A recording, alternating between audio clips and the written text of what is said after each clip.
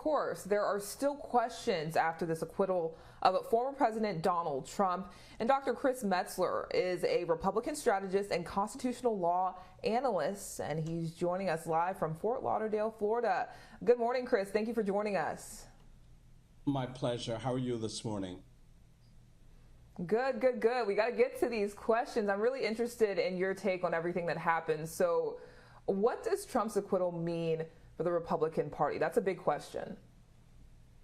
Well, what it means for the Republican Party is that it's going to be time to burn the party to the ground and start from scratch.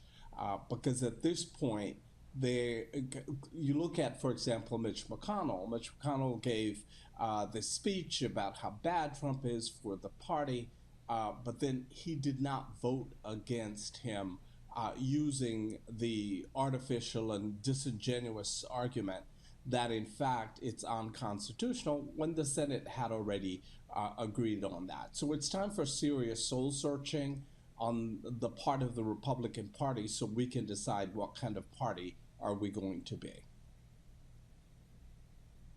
And what I found really interesting were the 7 Republican senators who actually joined those 50 Democrats in voting to convict former President Donald Trump. But now, of course, you already know they're facing heat in their home states. Especially, I worked in Louisiana for a long time, Senator Bill Cassidy, him saying that, he was going by the Constitution. So what is your reaction to them voting against the former president? Well, I think, they looked at the evidence and decided that that is the way that they needed to go. Of those 7, the only one who's up for re-election in 2022 is Lisa Murkowski. And of course, she will face a very tough re-election campaign in Alaska. But let's be clear, she won a write-in vote in Alaska, which is almost impossible to do in any state. And so she has always believed, as she has indicated, that in fact she is going to vote for what she believes is the best interest of the country, which she did. The other candidates, we have, for example, in North Carolina, now all of a sudden there's this conversation about the president's daughter-in-law, Lara Trump, running for office in North Carolina as well. And Chris, I really just want to know, do you believe that the former president should have been convicted? Well, based on the evidence that was presented, absolutely. There was no defense here. Essentially, what the defense said was the defense basically said, listen, we're not really going to deal with this. It's propaganda. It's this, it's that, the other. But if you go strictly by the rules, if you go strictly by the case that was presented, particularly by the impeachment managers who did a phenomenal job in presenting the case, that should have been the verdict. But we all knew from the beginning that, in fact, that would not have been the verdict. Well, now that Trump has been acquitted, will he face any other charges, any other issues? Yeah, there'll be several charges starting, I think, with Atlanta. The Fulton County District Attorney, who is fairly new to the role of district attorney, although she's been in that office as the former district's attorney deputy for a while, has begun an investigation into the phone call.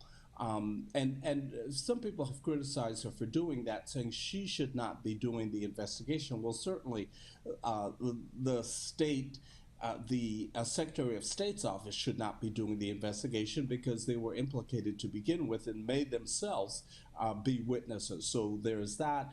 There's several civil cases, particularly in New York, where Attorney General Letitia James has initiated a broad-ranging civil investigation into financial woes. There's also investigations that are going on relative to the Justice Department as well. And so the former president's going to spend quite a bit of time dealing with civil and potentially criminal cases moving forward. And don't forget, the Justice Department has also now dropped one of the most ridiculous cases that were brought by justice in the first place, where they claimed that in an allegation of rape, the president was acting in his official capacity, which is an argument that makes no sense. That's been dropped, so that will continue. And keep in mind, in any of those cases, he has to come in and be under oath. He can no longer say, I'm a sitting president, therefore I can't be under oath. With everything that's happened, I can just see it. The Republican Party, to me, feels very divided, and especially seeing those senators split, it was just a shock, to be honest, for me. What do you think it will take to help repair the Republican Party to what it was before Trump? Well, first of all, the Republican Party is no longer a party in traditional sense. It is a collection now of factions. You don't really have a united Republican Party. So that's number one.